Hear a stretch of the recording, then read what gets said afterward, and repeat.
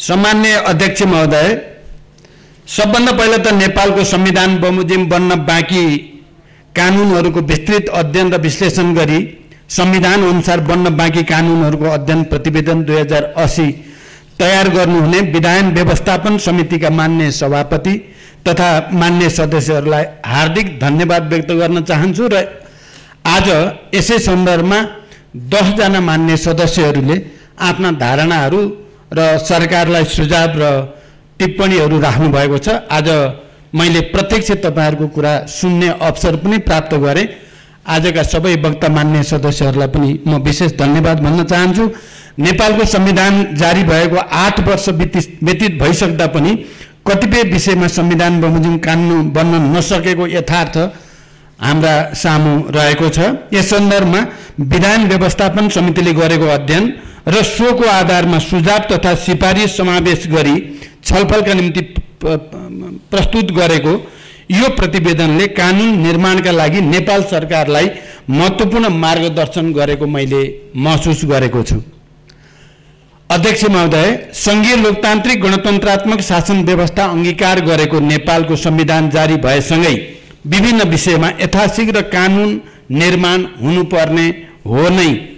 यही आवश्यकतालाई महसुस गरी नेपाल सरकारले संविधान कानुन कार्ययोजना बनाई कानुन निर्माणको कार्यलाई प्राथमिकताका साथ अघि बढाउँदै आएको पनि छ। संविधान कानुन गर्न बनाउनु पर्ने कानुनहरूको पहिचान तथा प्राथमिकीकरण गरी अधिकांश कानुनहरू निर्माण भइ पनि सकेका छन्। मौलिक हक कार्यान्वयनका लागि आवश्यक पर्ने कानुन निर्माण तथा सुधारका कार्य मूलभूत रूपमा सम्पन्न भइसकेको छ। नेपालको संविधान जारी भए पश्चात हालसम्म नयाँ र संशोधन समेत गरेर 191 वटा ऐन निर्माण भएको अवस्था छ। साथै विभिन्न मितिमा जारी भएका केही नेपाल ऐनलाई संशोधन गर्ने ऐनबाट प्रचलित कानुनहरूलाई नेपालको संविधान अनुकूल बनाउने काम समेत सम्पन्न गरिएको छ। नेपाल सरकारले संघीय संसदमा पेश गरेका विभिन्न 15 वटा विधेयक संसदीय प्रक्रियामा रहेका छन्। यसैगरी संविधान कानुनसँग सम्बन्धित संघीय निजामती सेवा विधेयक, विद्यालय शिक्षा सम्बन्धी विधेयक लगायतका महत्त्वपूर्ण विधेयकहरू छिट्टै संघीय संसदमा पेश गर्ने गरी सरकारले प्रक्रिया अगाडि बढाएको समेत सम्मानित सदनलाई जानकारी गराउन चाहन्छु। यहाँ मान्य सदस्यहरूले शिक्षा सम्बन्धी कुरा उठाउनु भयो। बाहिरबाट दबाव आएपछि फेरेको भन्ने सत्य होइन। मन्त्री परिषदमा शिक्षा सम्बन्धी विधेयक प्रस्तुत हुँदै गर्दा म आफैले हेरेर यो ओरिजिनल विधेयक भन्दा केही फरक ढङ्गले आयो, यसको पुनर्अध्ययन गरेर परिमार्जन गरेर मात्रै लानुपर्छ भनेपछि पनि 2-3 दिन आन्दोलनको रूप देखिएको म यो कुरा प्रश्न गर्न चाहन्छु। त्यस्तै संघीय निजामती ऐन यो पहिलाको सदन हुँदैखेरि राज्य व्यवस्था समितिबाट पारित भएर सरकारकोमा पुगेको थियो र सरकारले यसलाई आवश्यक परिमार्जन गरी अगाडि बढाउन ढिला भएको पक्कै पनि हो। अहिले संघीय निजामती ऐन अन्तिम रूप दिइएको छ। सम्भवतः म अहिले फेरि पुरै त भन्न सक्दिनँ, भोलिको मन्त्री परिषदको बैठकबाट त्यसलाई पारित गरेर सदन समक्ष प्रस्तुत गर्ने सरकारको तयारी रहेको जानकारी गराउन चाहन्छु। नेपालको संविधान बमोजिम संघ, प्रदेश र स्थानीय तहको साझा अधिकारको सूचीमा रहेका तथा विकास निर्माणका कार्यसँग सम्बन्धित कतिपय कानुनहरू निर्माणको प्रक्रियामा छन्। केही विधेयकहरू अघिल्लो प्रतिनिधि सभामा पेश भई सो सभाको कार्यकाल समाप्त भएका कारण स्वतः निष्क्रिय भएको हुँदा त्यसरी निष्क्रिय भएका विधेयकहरूलाई पुनः संसदमा पेश गर्नका लागि सरकारले आवश्यक गृह कार्य गरिरहेको जानकारी पनि म यो सम्मानित सदनलाई गराउन चाहन्छु। विधान व्यवस्थापन समितिको प्रतिवेदनमा औल्याइएको नागरिकता सम्बन्धी कानुनको सम्बन्धमा 2080 जेठ 17 गते प्रमाणीकरण भएको नेपाली नागरिकता पहिलो संशोधन ऐन 2079 जारी भइसकेको सन्दर्भमा नागरिकता प्राप्ति सम्बन्धी संवैधानिक अधिकारको प्रचलनका लागि मार्ग प्रशस्त भएको छ। कानुनी सहायतालाई प्रभावकारी र संघीय संरचना अनुकूल बनाउने सन्दर्भमा नेपाल सरकारले एकीकृत कानुनी सहायता नीति 2076 जारी गरेको छ। नेपालको संविधान र नेपाल सरकारले अंगीकार गरेका नीति बमोजिम निशुल्क कानुनी सहायता सम्बन्धी छुट्टै विधेयक तर्जुमा गरी संघीय संसदमा पेश गर्न नेपाल सरकार क्रियाशील रहेको जानकारी पनि म गराउन चाहन्छु। प्रतिवेदनमा औल्याइएको संघ संस्था खोल्ने स्वतन्त्रता सम्बन्धी विषयलाई संस्था दर्ता ऐन 2034 र कम्पनी ऐन 2063 ले व्यवस्था गरेको सन्दर्भमा संघ संस्थाको दर्ता तथा सञ्चालनलाई संघीयता अनुकूल बनाउनका लागि नयाँ विधेयक तर्जुमाको गृह कार्य हुँदै गरेको जानकारी पनि म गराउन चाहन्छु। साथै कार्यस्थलमा हुने यौनजन्य दुर्व्यवहार निवारण ऐन 2071 लाई महिलाको हकका विभिन्न आयामहरूलाई समेट्ने गरी परिमार्जन गर्ने कार्य सुरु भइसकेको छ। भूमिहीन दलितलाई जग्गा उपलब्ध गराउने संवैधानिक व्यवस्थाको कार्यान्वयनका लागि राष्ट्रिय भूमि आयोग क्रियाशील रहेको समेत यस सदनलाई जानकारी गराउन चाहन्छु।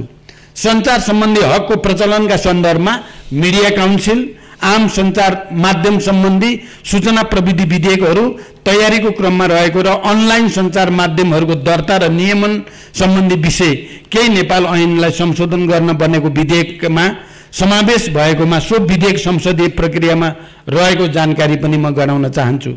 क्षतिपूर्ति सम्बन्धी विषय मुलुकी देवानी संहिता 2074 लाई 74 द्वारा व्यवस्थित छ भने फौजदारी कसुरका पीडितलाई क्षतिपूर्ति दिने विषय मुलुकी अपराध संहिता 2074 ले समेटेको पाइन्छ। उक्त संहिताहरूले नसमेटेका विषयका हकमा कानुन निर्माणका लागि थप अध्ययन तथा छलफल आवश्यक पर्ने देखिएको छ। नागरिकलाई रोजगारीको हक सुनिश्चित गर्ने सन्दर्भमा रोजगारीको हक सम्बन्धी ऐन 2075 कार्यान्वयनमा रहेको छ। यसैगरी आम नागरिकलाई रोजगारी सुनिश्चित गर्नका लागि सरकारले प्रधानमन्त्री रोजगार कार्यक्रम लगायतका विषयगत कार्यक्रम सञ्चालन गर्दै आएको छ। जहाँसम्म सार्वजनिक प्रयोजनका लागि नागरिकलाई राज्यले अनिवार्य काममा लगाउन सक्ने विषय छ, सो सम्बन्धमा थप अध्ययन र छलफलका आधारमा निष्कर्षमा पुग्नुपर्ने देखिन्छ। यसैगरी स्वास्थ्य सम्बन्धी मौलिक हकको प्रचलन र व्यवस्थापनका निमित्त जनस्वास्थ्य सम्बन्धी कानुनहरूलाई एकीकृत गर्ने विषयमा थप अध्ययन र छलफल गरी अगाडि बढ्नुपर्ने आवश्यकता छ। प्रतिवेदनमा उठान गरिएका संघीय न्याय सेवाका कर्मचारीको पारिश्रमिक सुविधा तथा सेवाका शर्त सम्बन्धी विषय, प्रदेश न्याय सेवा आयोगको गठन र प्रदेश न्याय सेवाका कर्मचारीहरूको पारिश्रमिक सुविधा तथा सेवाका अन्य शर्त सम्बन्धी विषय, सरकारी वकिल तथा महान्यायाधिवक्ताको कार्यालयको मातहतका कर्मचारीको पारिश्रमिक सुविधा तथा सेवाका शर्त सम्बन्धी विषयका सन्दर्भमा संघीय निजामती सेवा सम्बन्धी कानुन जारी भए पश्चात कानुन निर्माणको प्रक्रिया अगाडि बढाउनु पर्ने अवस्था रहेको छ। प्रहरी प्रशासन सम्बन्धी कानुनलाई संघीयता अनुकूल बनाउनका लागि नेपाल सरकारले आवश्यक गृह कार्य गरिरहेको छ। प्रहरी समायोजन ऐन यस अघि नै बनिसकेको छ। त्यसको कार्यान्वयनमा रहेका केही जटिलतालाई हल गरेर कार्यान्वयनमा लैजाने तयारीमा सरकार रहेको जानकारी गराउन चाहन्छु।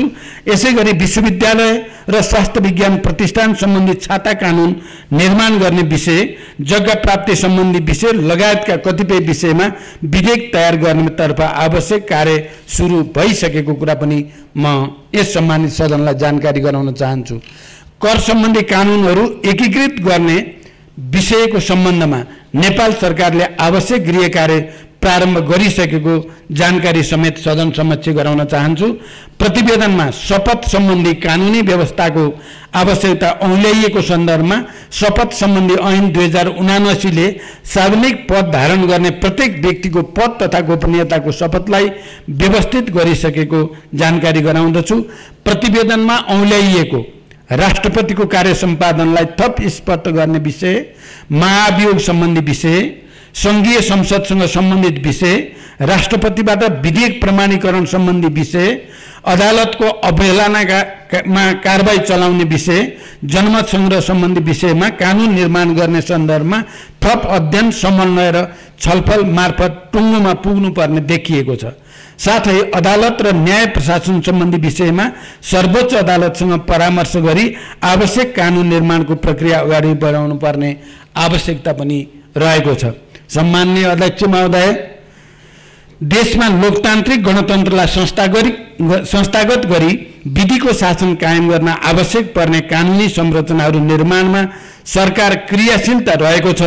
संविधान कार्यान्वयनका लागि आवश्यक कानुनहरू निर्माण गर्दै त्यसको प्रभावकारी कार्यान्वयन मार्फत आम नागरिकलाई सुशासन, सामाजिक न्याय र समृद्धिको अनुभूति गराउने जिम्मेवारी सरकार, संसद र सरकारवाला निकायहरूको हो।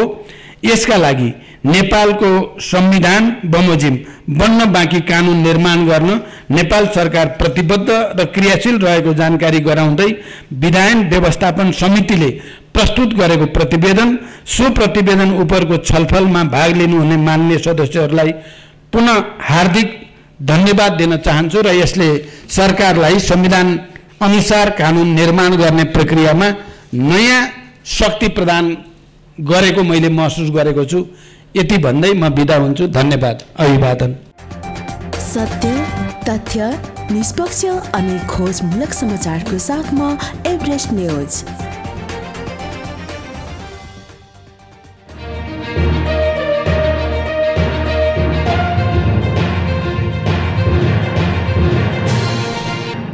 तपाईं हेर्दै हुनुहुन्छ एभरेस्ट न्यूज।